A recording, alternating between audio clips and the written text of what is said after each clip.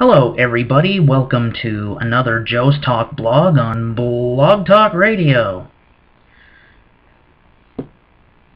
I know I haven't done a show for a while, but just been real busy. Actually, I ended up going to a wedding yesterday, which was pretty fun. So yeah, anyway, welcome to the show, and yeah. Alright, so, same as usual. Last time I posted a radio show on YouTube, I'm going to do the same thing today. So those of you that are watching on YouTube also, welcome to the show. If you have any questions, concerns, comments, or you want to answer the trivia question for today, go ahead and post your answer in my comments section of the video. There will be a trivia question today, so feel free to answer it. Okay, so we're going to start today off with intelligence for your life. Is honesty the best policy? This is from the Love and Relationships segment.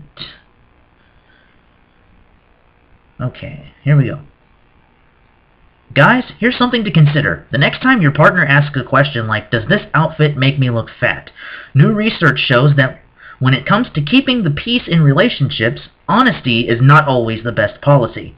In fact, a growing number of studies show that more open and honest couples are with each other than the more open and honest couples are with each other, the less happy they are. Surprised? Sean Horan is a professor of communication at DePaul University, and he says there are actually some causes where avoiding the truth or even telling a white lie is the key to maintaining a happy and successful relationship. To be clear, we're not talking about lies to protect yourself, like telling lies to cover up an affair or hide an addiction. Horan's talking about the harmless lies that couples sometimes tell each other to protect their partner's feelings. A good example is when you avoid telling your partner that you can't stand their family because you know it'll lead to a fight, or when you lie about how they look in a new dress because you know the truth will hurt their feelings. Horan says that this type of lying is known as protective buffering. It's something both men and women do, and according to a study in the Journal of Social and Personal Relationships, a little bit of protective buffering can go a long way to improving your relationship. How do you know if a lie qualifies as protective buffering? Our expert says a simple test is to ask yourself the question, will the information be more harmful to the relationship if it is disclosed now or discovered later? If a discovery down the road is the potential to destroy the intimacy, then you're better off facing the truth and being honest now.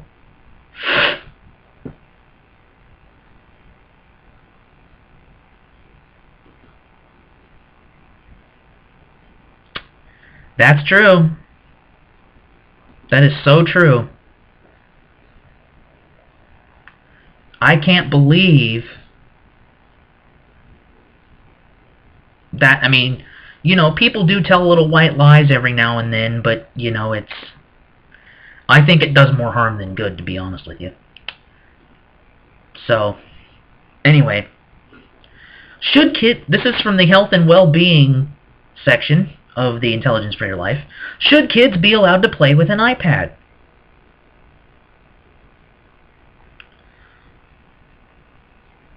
I would like your opinion on this section, so if you would feel free to comment, please do.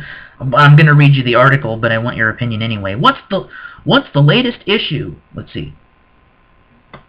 Sorry, I went up a little too far here. What's the latest issue parents are facing these days? It's whether or not they should let their kids play with an iPad. Experts have nicknamed children today the screen generation because they're spending a growing amount of time glued to TVs, smartphones, and iPad screens. In fact, a recent study found that most infants and toddlers watch some kind of screen an average of 2 hours a day, and kids age 8 and up clock in double that amount of screen time. In fact, Studies have linked excessive screen time to delays in the development of brain, physical, and social skills. So what do experts say? The American Academy of Pediatrics recommends 0 screen time for kids 2 and under, and for children over that age, 2 hours a day max. But a lot of parents say that's unrealistic because there are screens literally everywhere, like iPads at preschool and DVD players in the car. So parents everywhere are creating their own little rules to manage screen time. First, like screen time only allowed on weekends. Next, other families only let their kids use iPads after they finish homework. And finally, an increasingly popular approach is rather extreme. No limits. A lot of parents are letting their kids play with their iPad and smartphone as often as they want. The kids are usually glued to screens at first, but after a while, the novelty wears off. But here's what has experts worried. Some studies show that a strong link between increased screen time and cases of ADD. Experts say it's because the rapid-fire images on those small video screens are as damaging as watching TV and can lead to problems with concentration. Another worry is that the more time kids spend using electronic devices, the less time they spend interacting with each other. Dr. Jane Healy is a psychologist who says the most important skill that affects a young child's brain development is conversation. Because no matter how smart you are, you'll never become successful in life if you can't communicate with other people. That's true.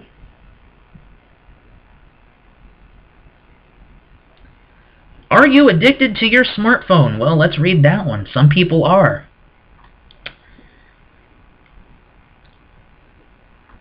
I must say that if you're addicted to your smartphone, then you've obviously got a problem. There are people who are addicted to their smartphones, and I'm sorry, people, but you fail big time. If you're addicted to your smartphone, you fail.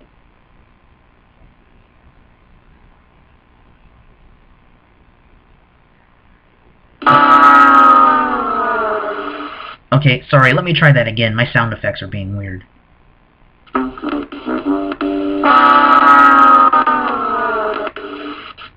There we go. Wait. You get the idea.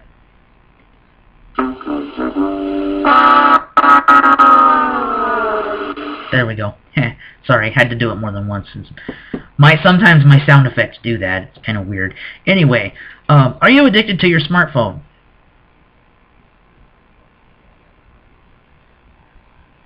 Are you actively connected to your smartphone? That's the term.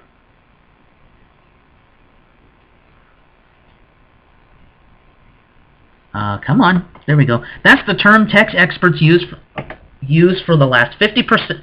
For the 50% of us who keep our phones within arm's reach at least 10 hours a day. We have our phone in our pocket or handbag all day. It sits on the diner table, and 1 in 4 of us check our phones within 5 minutes of waking up. So when does being actively connected cross the line to a smartphone addiction? Here are the signs. First, you feel stressed each time you hear a ding from your smartphone. Experts say, if the thought of a single unread text message drives you crazy, that's a sure sign of compulsive behavior. It's a problem because each time you drop everything you're doing to check your phone, you're making it harder to finish a project. For example, or meet a deadline, which will only add more stress to your life. Next, it's also a bad sign if you've experienced phantom cell phone syndrome. That's the term when we're certain we heard our phone ring or felt it vibrate, but when we check, there are no missed calls or messages. A recent Purdue study found that 89% of college students have experienced it. The next one is the same goes for FOMO, or the fear of missing out. That's the term for the anxiety that some people feel when they can't use their phone, because all they can think about is exciting things they're missing on Facebook or Twitter. Experts say you've never been sad or anxious about what other people are doing. Rather than being focused on what you're doing, then you need to unplug. And last is You give higher priority to your phone than anything else. Like if you're at dinner and you can't focus because you're thinking about the text message you have to reply to, or if the thought of turning your phone off makes you anxious or physically sick. Experts say if any of these sound like you, then you have an addiction and you need help. Well, couldn't agree with that more.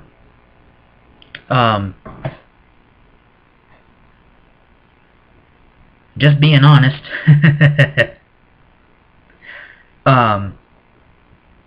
It's time for trivia now.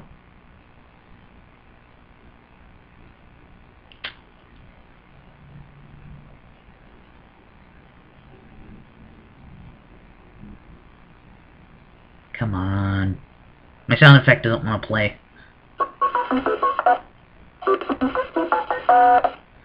Okay, my sound effects are being weird today. I don't know why, but they are.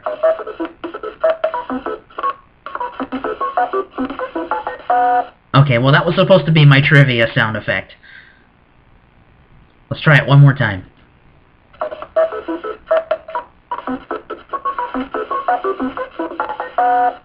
Okay, that's good enough.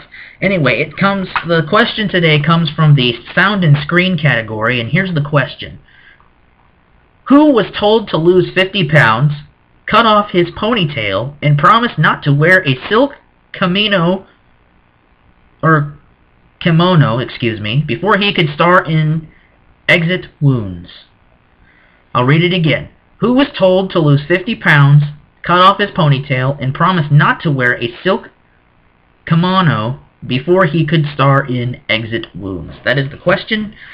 You can call in 646-378-0696 if you're listening, or if you're watching the YouTube video, go ahead and post your answer in the comments section, and the answer will be revealed on the next show. Okay, so that was your trivia question for the day. Go ahead and put the card in the thing. Okay. Let's do some tabloids. I'm thinking I'm in the mood for that. Kevin Hart arrested for DUI. Kevin Hart was arrested early this morning on suspicion. I hate my computer sometimes. Sorry. Come on. Piece of crap. There we go. Was arrested this morning on suspicion of DUI after he nearly slammed into a gas tanker while speeding on a freeway, TMZ has learned. According to the California Highway Patrol, officers spotted the comedian driving in a black Mercedes on the 101 freeway around 4:30 a.m. Pacific time. The CHP says he was driving erratic, going 90 miles per hour, and almost collided with a gas tanker truck. CHP, which is California Highway Patrol, says when they pulled over Hart, he showed objective signs of intoxication and was unable to perform field sobriety tests. He was booked into a local jail for a misdemeanor DUI just before 6 a.m. Pacific time and posted a $5,000 bond. Goodness sakes.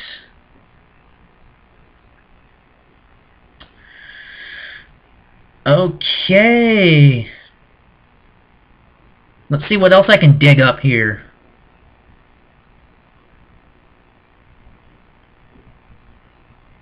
Sometimes I hate how slow my computer is. Justin Bieber and Frank, she couldn't resist me. Justin Bieber thinks he could have made Anne Frank one less lonely girl, yet yes, what you're about to read is shocking. Bieber visited the Anne Frank house in Amsterdam yesterday, or Saturday, which was yesterday, according to the Facebook page for the museum. Yes, the Anne Frank house has a Facebook page. Bieber was there, a few friends and bodyguards, and went inside while a throng of fans waited outside. The museum then explained he stayed more than an hour in the museum In our guest book, he wrote, "Truly inspiring to be able to come here. Anne was a great girl. Hopefully she would have been a believer." Yeah, had she lived, April 13th, the April 13th diary entry would surely have included the word douchebag. And the update is, a source connected to Beaver contacted TMZ and said the Beavs spent a full hour in the museum learning about Anne Frank. One of the things he learned was that she was really into the pop culture of the time, and the source says that is why he wrote his believer comment. Yeah, well, you know. Okay. That's enough for the tabloids. I don't know if I'm going to do the news. Let's see how much time I have left here. No, not today. I'm making this a shorter show here. So let's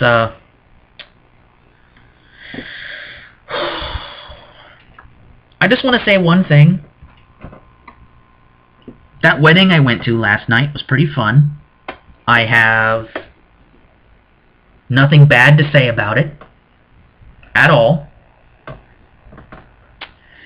It was definitely emotional. I was happy for the two people that got married. So yeah, it was great. So anyway,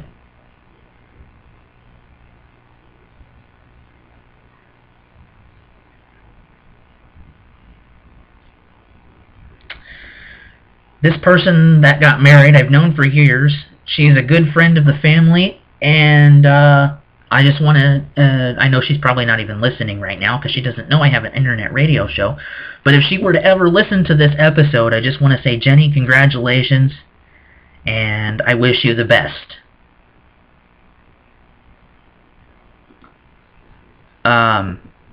So yeah, that's pretty much going to be it for my episode for today.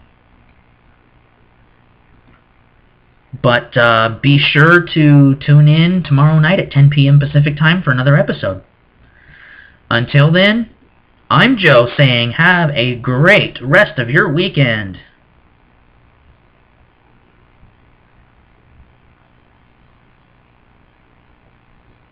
Hello? Come on.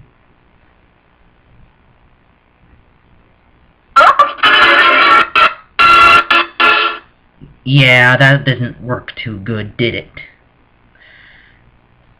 Anyway, I'm just going to do it this way today and say, I'm Joe saying have a great day.